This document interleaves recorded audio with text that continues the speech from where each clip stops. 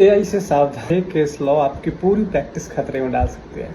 क्या आपने कभी चैट जीपीटी, क्लाउड, जेमिनाई या और किसी एआई टूल से केस लॉ बनाया है, केस लॉ निकाला है? अगर हाँ, तो ये वीडियो आपके लिए बहुत जरूरी है। सिर्फ एक फेक साइटेशन आपकी पूरी आर्ग्यूमेंट, आपकी क्रेडिबिलिटी, आपका शायद केस भी खत्म कर सकता है। हाल ही में सुप्रीम कोर्ट ने एक महत्वपूर्ण निर्णय में पाया कि एनसीएलटी के आदेश में एआई द्वारा उत्पन्न किया गया कई गलत केस लॉ का प्रयोग किया गया। इनमें शामिल थे ऐसे केस जो मौजूद ही नहीं थे, ऐसे साइटेशन जो गलत थे, ऐसे पैराग्राफ जिनका जजमेंट में कोई अस्तित्व ही नहीं था। इतना ही नहीं, ये गलतियां एनसीएलटी में भी पकड़ भी नहीं आई। अंततः सुप्रीम कोर्ट को दोनों आदेशों को सेट असाइड करना पड़ा। इस जजमेंट का सबसे बड़ा मैसेज ये है, एआई आपका असिस्टेंट हो सकता है लेकिन अथॉरिटी नहीं। ये आपकी रिसर्च तेज कर सकता है लेकिन वेरिफिकेशन आपकी जिम्मेदारी है। याद रखिए, कोर्ट में एआई नहीं,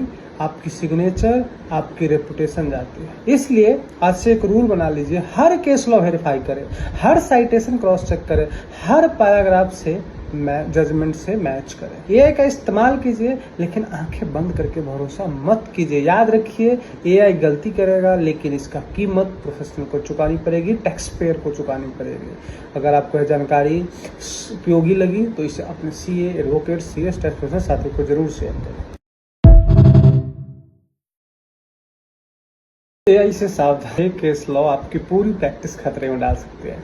क्या आपने कभी चैट जीपीटी, क्लाउड, जेमिनाई या और किसी एआई टूल से केस लॉ बनाया है, केस लॉ निकाला है? अगर हाँ, तो ये वीडियो आपके लिए बहुत जरूरी है। सिर्फ एक फेक साइटेशन आपकी पूरी आर्ग्यूमेंट, आपकी क्रेडिबिलिटी, आपका शायद केस भी खत्म कर सकता है। हाल ही में सुप्रीम कोर्ट ने एक महत्वपूर्ण निर्णय में पाया कि एनसीएलटी के आदेश में एआई द्वारा उत्पन्न किया गया कई गलत केस लॉ का प्रयोग किया गया। इनमें शामिल थे ऐसे केस जो मौजूद ही नहीं थे, ऐसे साइटेशन जो गलत थे, ऐसे पैराग्राफ जिनका जजमेंट में कोई अस्तित्व ही नहीं था। इतना ही नहीं, ये गलतियां एनसीएलटी में भी पकड़ भी नहीं आई। अंततः सुप्रीम कोर्ट को दोनों आदेशों को सेट असाइड करना पड़ा। इस जजमेंट का सबसे बड़ा मैसेज ये है, एआई आपका असिस्टेंट हो सकता है लेकिन अथॉरिटी नहीं। ये आपकी रिसर्च तेज कर सकता है लेकिन वेरिफिकेशन आपकी जिम्मेदारी है। याद रखिए, कोर्ट में एआई नहीं,